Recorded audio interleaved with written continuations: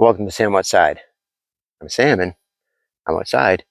I'm outside by myself. Well, that's not entirely true. Mr. Indiana Bones over there. That's why I'm out here. It's my daily dog walk, right? But I am the only person that's around. And that's by choice, right? I do invite others, members of the family, and there are opportunities, other dog walkers in the area where I could make connections and schedule things. But this time in nature is for me. So I do it by myself, with myself, for myself. And the act of being alone has some incredible benefits. And that's not the same as being lonely, right? So being alone is just numbers, right? You're solitary. You're one. So you can be alone in your own home. You can be alone at work, right? Um, but lonely, that is something different. Feeling lonely has more to do with your capacity, the opportunity to share and be heard. And those are two different things. So I am, and unfortunately, this format is not a great example of it, but I am what's known as an extroverted introvert. So by choice, I have a very small circle. And we're using the word circle loosely. It's more of a dot. It consists of my immediate family, colleagues, and the circle of friends I have is quite small, but they're the folks that I can, go a year without seeing. 2 minutes into the conversation, we're all caught up. It's all good. We're up to date. And there's an element of trust. There's a history, and there is a comfort in getting to reconnect. And we look forward to those, and it takes effort, but it's there. So that is my network. But at work, at work, at any given moment, I have opportunities to engage with groups of 100 or more. And I've got to do that in a way that is engaging and comfortable and safe, not only for the group, but for myself. And that takes a certain level of experience. And part of my job working with other staff is to grow that capacity within them. So I need to build a comfort with a topic or the subject or the lesson plan or the activity that we're going with. And then once you're comfortable with that, it doesn't matter if it's 10, 20, 110, 120, right? Because you're never alone. But it's the feeling of loneliness that catches people. And the difference there is, despite the number of other humans you are surrounded by, it is very easy to feel very lonely because we lack the capacity to connect, which means to share and feel like we're being heard, right? Is someone listening? So, and that's the reality for many people.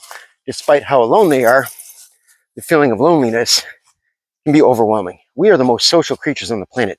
We need contact of our choosing. All right. So if you think about that, people need to be alone when it's on their own terms. So you think about what it takes to participate in a society. Well, there are certain social expectations, certain rules that people should be governed by in order for the collective to function in a safe, productive way. So yeah, we've got some expectations of respect and behavior, rules.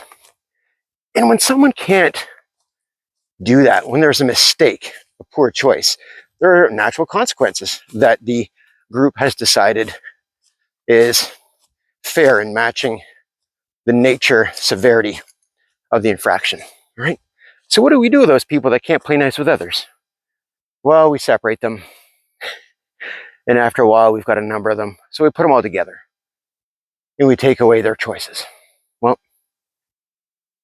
when you've got those kinds of people living together, they come up with their own rules. And yet you're going to find someone who can't follow those rules. So how do you punish someone who's already being punished? Well, separate them, right? Can't play nicely with others, not allowed to play with anybody.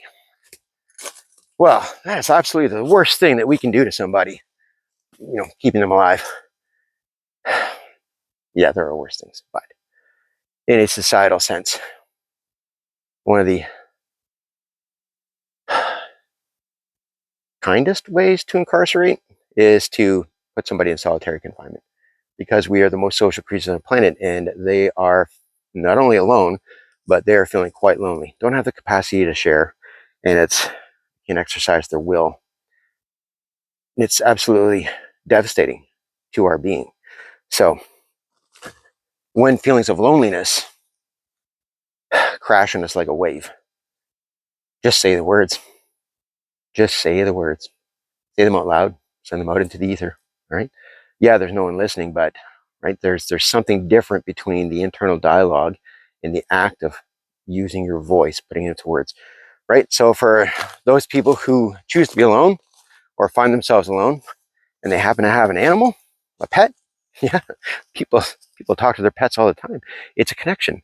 They're being heard, but are they being listened to? See, there's the difference, right? So people find comfort in talking to their animals, their cats and their dogs, right? Might as well be talking to a plant.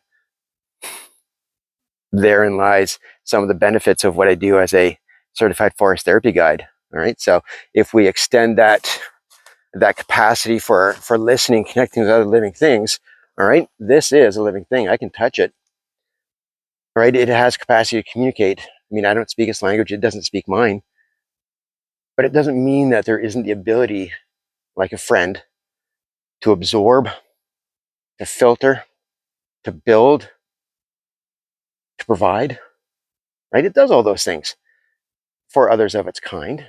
And beyond that, other species, other living things. I'm another living thing. I'm another species, right? So the same way that I would find comfort in talking to my dog, talking to other members of my circle or my dot, right? Um, this has the same capacity to help with those moments of loneliness. Just say the words out loud, get it off, right? Put it out there. You will feel better. And actually, you will be better. You'll be better. You'll be healthier for it. All right. So don't keep it in. That's what separates being alone from feeling lonely, right?